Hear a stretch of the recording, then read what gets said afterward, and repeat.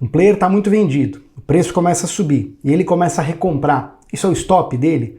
Eu recebi essa pergunta e ela é muito boa, tá? E eu coloquei ela nessa série aqui de correção de rota, tá? Porque ela ajuda, a resposta dela ajuda a te direcionar para um lado de não usar esse tipo de informação da forma errada. Vamos lá, bora pro vídeo.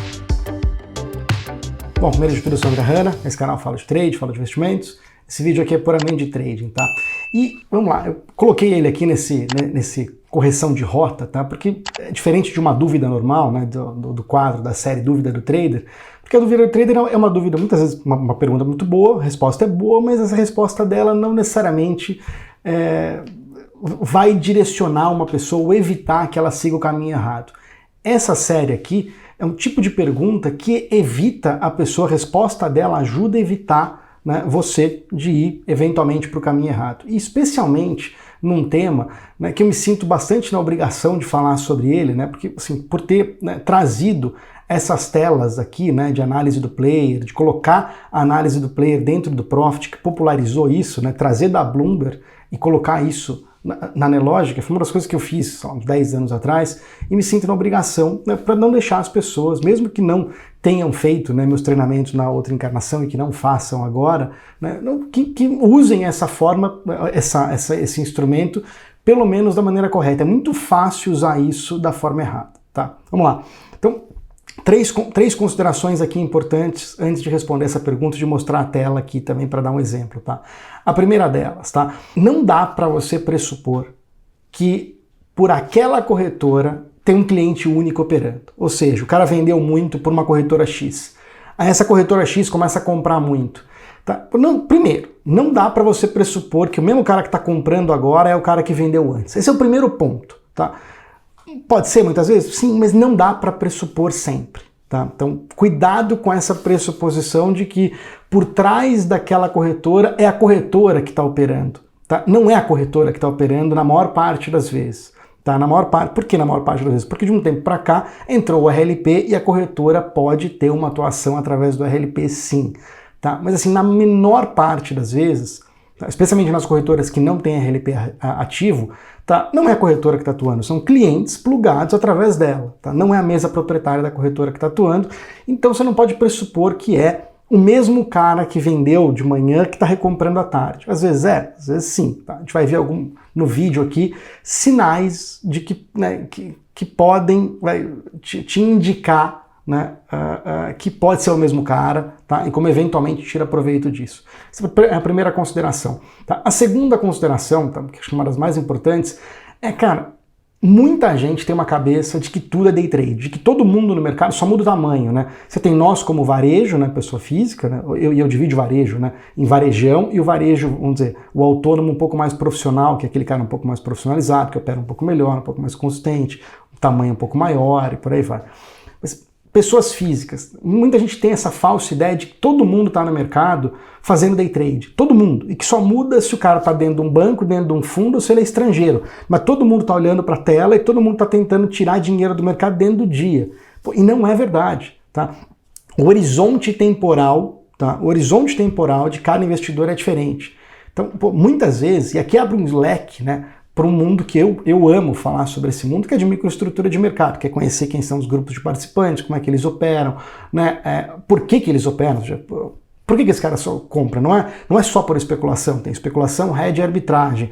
Tá? Isso se abre em diversas possibilidades e por aí vai, né, de fluxo final, fluxo que volta para o mercado, lote que não volta. Tem vídeo já aqui no canal falando sobre isso. Tá? Isso abre bastante esse tema. Mas vamos lá, nem tudo é day trade. Tá? Então o cara que vendeu de manhã, primeiro, pode nem ser o mesmo cara que vendeu de manhã que está comprando à tarde ou depois.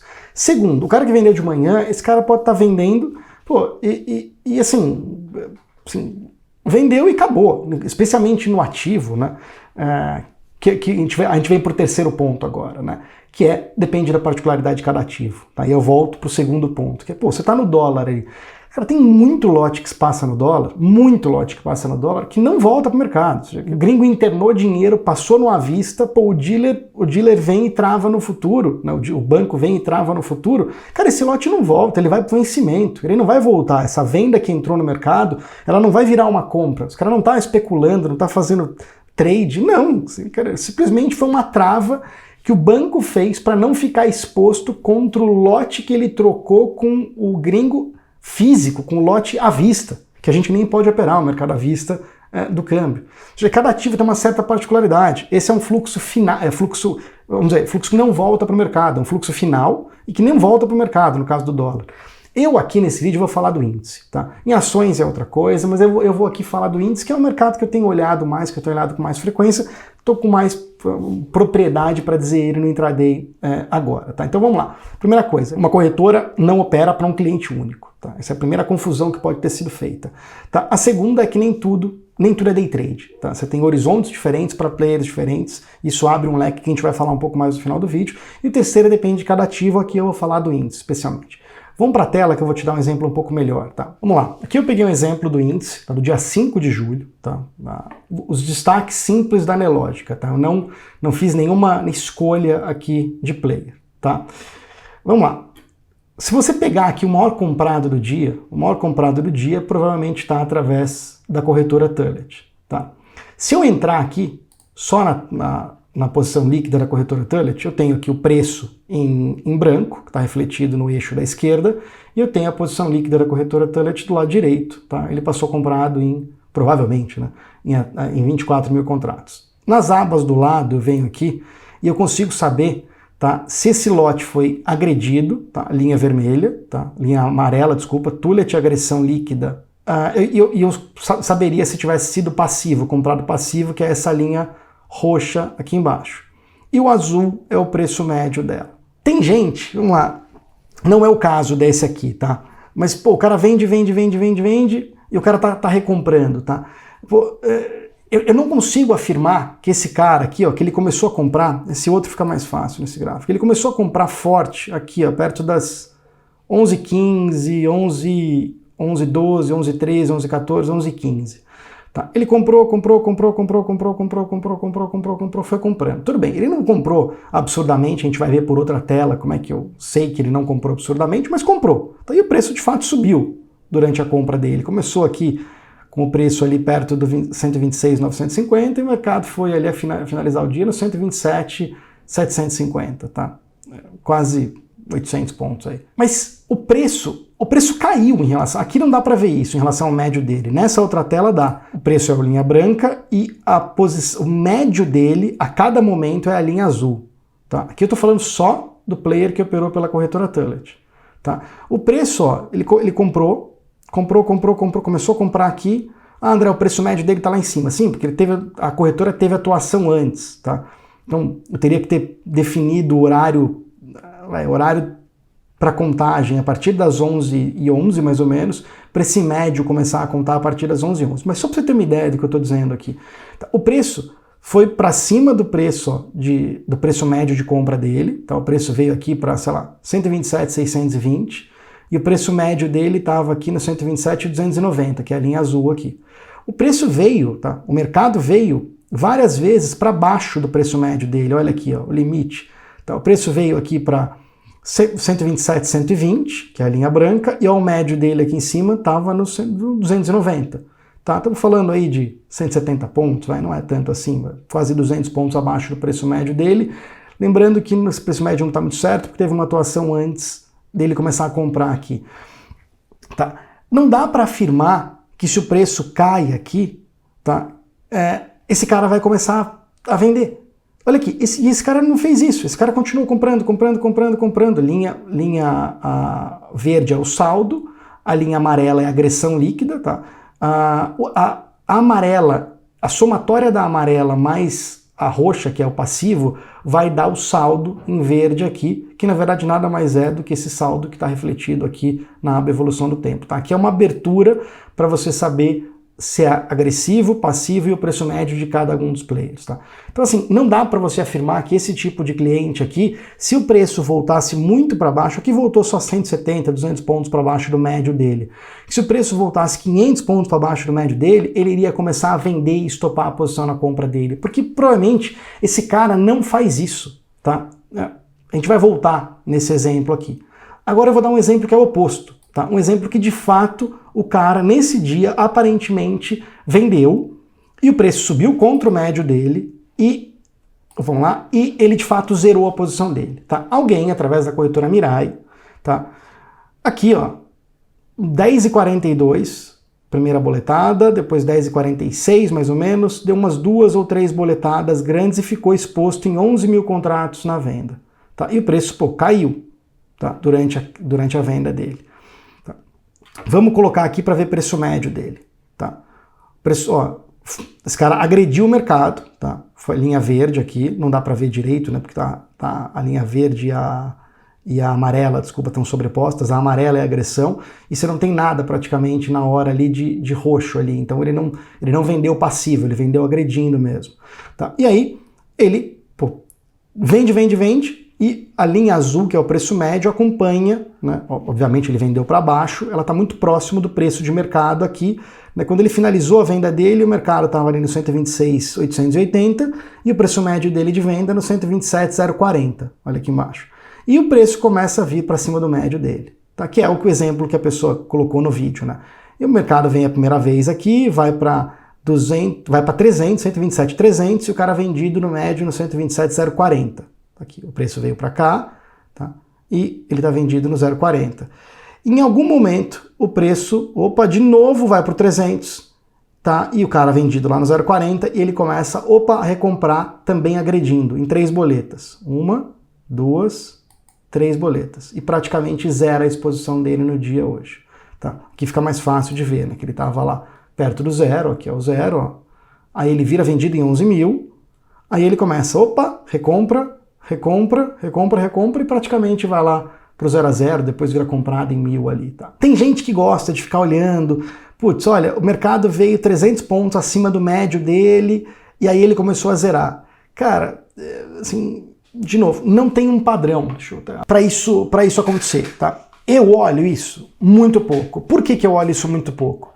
Porque isso aqui são, vamos dizer, não é que são raros os dias, mas são poucas vezes que acontece no dia. Mas, tá, eu vou deixar alguns sinais aqui, tá? De como é que você identifica a diferença daquele cara que operou que operou esse tipo de ordem aqui pela Tullet, tá? E que, se o preço viesse para baixo do médio dele, provavelmente ele não pararia de comprar, provavelmente, eu não estou afirmando, e começaria a vender, desse cara aqui, que eventualmente operou pela Mirai, tá? E que, ele vendeu, o preço foi para cima do preço médio dele e ele recomprou e veio para o 0 a 0. Quais são os sinais? Tá? Vamos lá. Primeira coisa, esses caras, tá? A primeira coisa, como é que soluciona de vez isso? É você entender o grupo de cliente. Você entender que tem varejão, trader autônomo, tesouraria, fundo de investimento local, estrangeiro, arbitrador, HFT, RLP, entender todos os grupos e o modus operandi de cada um. Esse é o primeiro ponto. Tá? Aqui, quem que tem essa cara de operar desse jeito, de que se o cara vende muito, o preço vai para cima do médio dele, ele vai estopar? Quem tem essa cara? Em teoria, o autônomo grande, a pessoa física grande, mas esse cara não fica geralmente em 11 mil contratos vendidos, então eu não olho muito para o autônomo grande, tá? E o fundo de investimento pequeno-médio, tá? Esses caras de fundo de investimento pequenos e médios, eventualmente tem ali um trader que gosta de operar mini índice, tá? E esse cara fica exposto ali entre 10 mil até 20 mil contratos, tá? Não muito menos do que isso, não muito menos do que isso porque não vai influenciar preço e não muito mais do que isso porque o VAR não tem tamanho dentro do fundo para ficar muito mais exposto do que isso. Pode ser que seja autônomo grande, pessoa física grande? Pode, tá? Não dá para saber, tá? Vamos lá, quais são os sinais? A ordem do cara, ela é manual, você percebe que ela é manual, ela é uma ordem grande, ela individualmente ela é pelo menos maior do que 2 mil, quanto maior a ordem, mais tem cara desse tipo de player, e ela é 1, 2, 3, 4, assim, ela não passa muito disso, e ela claramente é uma ordem manual. E, geralmente, operado através dessas corretoras, que eu não vou falar o nome aqui, mas vamos chamar, você tem as corretoras meio que segunda linha ali, que você claramente não passa estrangeiro por elas por muito tempo, elas estão numa faixa intermediária do ranking, nunca estão no topo do ranking. Eu não vou ficar entrando em todos os detalhes aqui, porque isso muda, e eu não quero deixar essa informação aberta no YouTube também, para também eventualmente ter retaliação e por aí vai. Isso é um pouco de contato, e aí, né, em alguns treinamentos um pouco mais próximos a gente acaba falando um pouco mais sobre isso, tá? ordem grande, poucas ordens, no máximo 3, 4, 5, tá? E por um perfil operacional de corretora meio tier 2 ali, né? Não é a corretora que está sempre no topo do ranking, por aí vai. Pode variar? Sim, pode variar de corretora, pode, mas é o modus operandi que importa. Ou esse cara é um trader autônomo muito grande, ou ele é um fundo de investimento pequeno ou médio, tá? Esse é o primeiro ponto. E como é que você diferencia ele daquele exemplo da Tullet lá, que eu dei aqui? Como é que você diferencia desse tipo de... Esse tipo de coisa tem muita cara de um TWAP, tá? Eu coloquei aqui nessa tela a análise do player, dentro do plugin Tape Reading que eu desenvolvi na época, e para facilitar aqui, essa foi uma ordem pequena, tá? Mas eu coloquei um intervalo de 10 minutos, a corretora Tullet no mini índice, no dia 5 de julho. E aí você tem essas barras, né, verdes, que são barras de compra dentro daquele intervalo de tempo. Quando elas são muito similares, inclusive tem um vídeo anterior, né, 2 vídeos para trás, o que é TWAP, como ganhar dinheiro com essa informação, né, que fala sobre isso, explica sobre esse algoritmo aqui. Tá? Geralmente, quando se executa através de TWAP, você tem ordens automatizadas. Como é que você sabe que é automatizada? Porque são várias ordens. Elas individualmente são menores. Não importa se está agredindo ou é passiva, óbvio que agredindo é mais forte. Nesse caso foi agredindo, e eu não sei por essa tela, mas sei pela outra. Tá? Mas não importa se é agressivo ou se é passivo, o que importa é que tem um intervalo ótimo ali entre 30 e 100, 30 e 80, o número de cada ordem, tá? O tamanho de cada ordem no mini índice, para ter cara de algoritmo, para ter cara de repetição.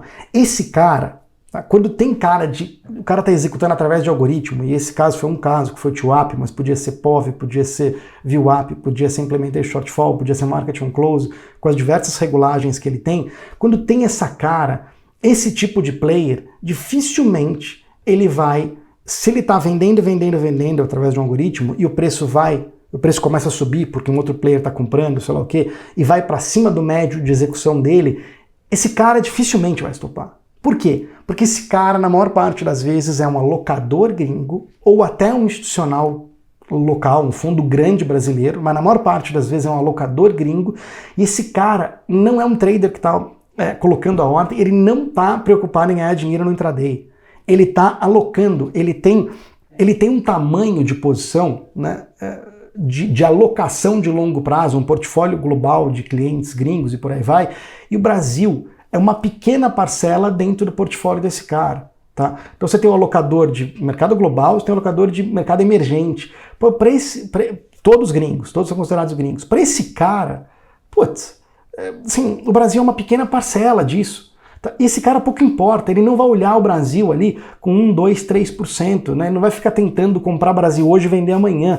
Ele vai alocar Brasil e ele pode ficar exposto no Brasil por semanas, meses ou anos exposto no Brasil. Então esse cara, se o preço volta um pouquinho para baixo do médio de execução dele dentro daquele dia, cara, muitas vezes não importa. De novo, ele está tratando o Brasil dentro de uma cesta de mercado emergente e o emergente está dentro de uma cesta de mercado global que esse cara está exposto. Então assim, de novo, não dá para ter essa cabeça. Tá? E aí você tem, óbvio, né? Como é que você percebe isso? Ordens, de novo, menores, automatizadas e geralmente através de um algoritmo. Tá? E aí tem formas de perceber isso. A Andrei Corretora também pode variar muito, mas geralmente fica naquelas corretoras Tier 1 ali, né? Que são as topo do ranking, não em volume, mas estão sempre presentes ali, e algumas corretoras que costumam atender gringo. Tá? Eu não consigo ficar deixando os nomes todos expostos aqui, você deve entender por quê, tá? Uma coisa para não haver retaliação, tá? Então, vamos lá, resumindo aqui. Esse pensamento, né, de que todo player, vendeu, o preço foi para cima do médio dele, é ele estopando? E aí você pega, cara, né, onde que se erra muito, especialmente nas corretoras que tem esse mix de pessoa física contra o RLP contra o HFT, esse tripé trabalhando, e que você tem a evolução dessa posição líquida desses caras, né, muito... Vende, compra. Parece que o cara tá fazendo o mundo. Cara, ali você tem um mix de pessoa física e RLP, que, o HFT que tá ali por trás, fazendo essa onda acontecer, criando essa onda, que parece que ele tá vendidaço, e parece que ele tá compradaço, ele não tá, ele tá zerado. E ele tá... ele está zerado e o saldo daquela corretora está ali, vai para 30 mil contratos, vai para 20 mil contratos para trás, mas esse cara, na maior parte das vezes, está zerado. Ele compra, ele agride, larga uma ordem passiva, agride e larga uma ordem passiva. E vai fazendo essa engrenagem. O mercado anda porque é um rodízio, há um rodízio entre eles, tá? Entre alguns algoritmos. E esse cara fica muito pouco exposto, mesmo com o saldo dessas corretoras, tá? Exposto muito para cima ou para baixo. Aí esse cara acha que, putz, a corretora X vendeu, aí o preço começa a subir, a corretora está comprando, é o stop daquele cara. Muitas vezes, durante o processo de queda, aqueles players ou aqueles algoritmos que participaram ou que criaram aquele processo de queda, muitas vezes, estão zerados. Ficam pouco vendidos durante o processo. Agridem, zeram, agridem, zeram, agridem, zeram, agridem, zeram, agridem, zeram. E aí fazem um mega movimento, o saldo fica exposto e larga uma confusão na cabeça de quem não sabe interpretar esses saldos. Tá? Eu sei que é muita informação aqui, mas espero ter ajudado, espero ter feito uma distinção que não é todo player que deve ser levado em conta para falar, ele está estopando, tá? Né? Espero que tenha ajudado. E aí só falta uma informação final aqui. Né? Quando eu mostrei o player da Mirai, ali, né, que operou pela Mirai, tem duas formas de operar em cima dele. Tá? Uma é, o cara vende e chega ali nos 11 mil contratos, e quando ele dá a primeira boletada de compra, ou seja, que ele está estopando, você vai junto com ele para poder pegar o stop. Essa é uma. Tá? Essa é uso menos. Tá? Bem menos. Por quê? Porque acontece menos vezes. Não acontece isso todo dia. Aqui eu uso mais, tá? É o vácuo de liquidez que ele cria quando ele agride uma ordem muito grande e eu acho que o contexto em que ele colocou aquela ordem é muito ruim. Ou seja, o mercado caiu pra caramba. Aí aparece um cara com essa característica de ou girador grande, autônomo grande, ou fundo pequeno, médio operando, o cara vem com uma boletora de 5 mil batendo aparentemente, não sei, mas batendo muito próximo da mínima daquele momento, mas o mercado já caiu muito e para mim ele está barato em relação ao preço justo.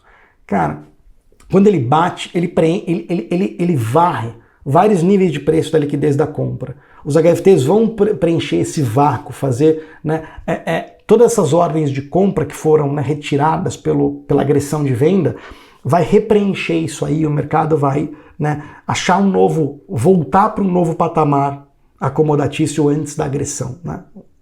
Eu gosto de pegar esses vácuos. Tá? Esses são mais frequentes. Por quê? Porque as ordens individuais desses caras que operam, né, acontecem com mais frequência do que eles ficarem expostos num nível em que eles estão fragilizados. O que é o nível que eles estão fragilizados? Chegar em 11, 12, 15, 20 mil de exposição através de uma corretora pequena, que aparentemente só tá aquele cara operando e que todo mundo tá vendo, puta, esse cara tá vendido em 20 mil aqui, cara, se o mercado subir ele tá enroladaço, entendeu? Isso acontece menos, mas acontece. Agora, o que acontece toda hora é vir essas boletadas grandes, né, em momentos em que parece que o mercado, putz, já andou muito, especialmente quando você compara com o preço justo, e você pegar esse preenchimento do vácuo de liquidez de cada ordem individual. Isso eu prefiro, tá? Eu prefiro fazer isso, tá?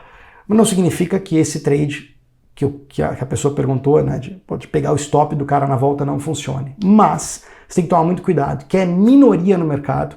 Não adianta olhar com essa cabeça para todos os players, por todos os motivos que eu citei aqui, você vai se enrolar, né, especialmente se você for levar isso em conta olhando ali todas as corretoras, né, você vai fazer uma confusão mental, achando que todo mundo que vendeu e o mercado voltou para cima, que o cara está estopando e por aí vai. E na maior parte das vezes, especialmente naquelas corretoras que são topo do ranking de volume, isso não é uma verdade. Porque ali tem muito HFT e o HFT trabalha quase que neutro no mercado na maior parte das vezes. Espero que você tenha gostado e se você gostou, comenta aqui embaixo, né? Deixa a tua experiência sobre esse tema. Se você já tinha percebido isso, se não tinha, tá? Se você olhava errado, se não olha errado, se já conseguiu pegar uma oportunidade nessa volta, tá? Especialmente no índice, que é o que a gente está falando aqui, tá bom? Se você não está inscrito no canal ainda, se inscreve que você não perde nenhum conteúdo quando ele for publicado. Abraço, boa semana.